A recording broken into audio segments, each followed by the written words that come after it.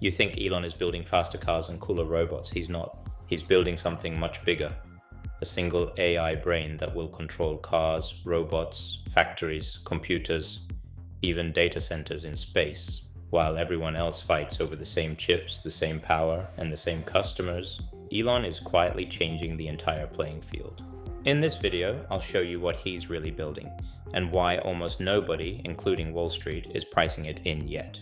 Right now, big tech competes on the same board, they buy the same NVIDIA GPUs, fight for the same electricity. Elon is doing the opposite. He's stacking assets so each part reinforces the others: cars, robots, energy, chips, satellites, and AI, all feeding one shared intelligence.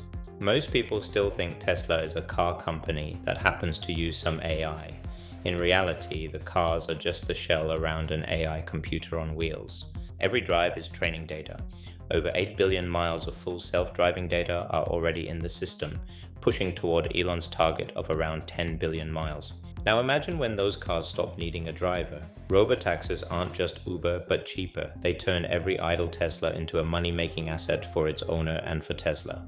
Tesla is developing a dedicated cybercab, a purpose-built robotaxi targeting a price under $30,000 and ultra-low cost per mile. If this works, Tesla doesn't need to buy cars to build a fleet. Your car becomes the fleet. Now take that same AI brain and put it into a humanoid robot. That's Optimus. It uses a vision-first approach, like FSD, cameras as eyes, neural networks as the brain, learning in a shared, simulated world. Tesla is already adapting its factories to build millions of robots per year, using the same manufacturing DNA it developed for cars. Cars and robots are different bodies running the same underlying intelligence. So what about the digital world? Instead of just building APIs and plugins, they're training Digital Optimus, an AI that looks at your screen and uses your computer like a human, moving the mouse, typing, clicking, navigating apps. It runs on Tesla's AI4 hardware and calls Grok for heavy reasoning. The idea is simple. Rather than forcing the world to integrate with AI, build an AI that can operate in the world as it already is. AI has a power problem. Every tech company is scrambling for grid capacity, data centers, and even nuclear deals. Tesla is building its own energy stack, huge megapack battery farms, expanding solar production, and using its experience from grid-scale projects. There's even a plan on the table for solar-powered orbital data center satellites, pushing part of the compute and energy off-planet. Then there's the chip bottleneck. Most AI labs depend on NVIDIA and TSMC. They buy what they're given at whatever price and quantity they can get. Tesla is planning a multi-billion-dollar chip fab at Giga Texas called Terafab to build its own AI chips like AI5 and beyond. That means control over the silicon that powers FSD and Optimus. Look inside the factories and you see the same pattern. Tesla is pushing an unboxed assembly process, aiming for assembly in under 10 seconds per vehicle. Cars are treated more like consumer electronics, modular, high throughput, optimized for robots to build robots. Each gigafactory becomes a node in a global manufacturing network.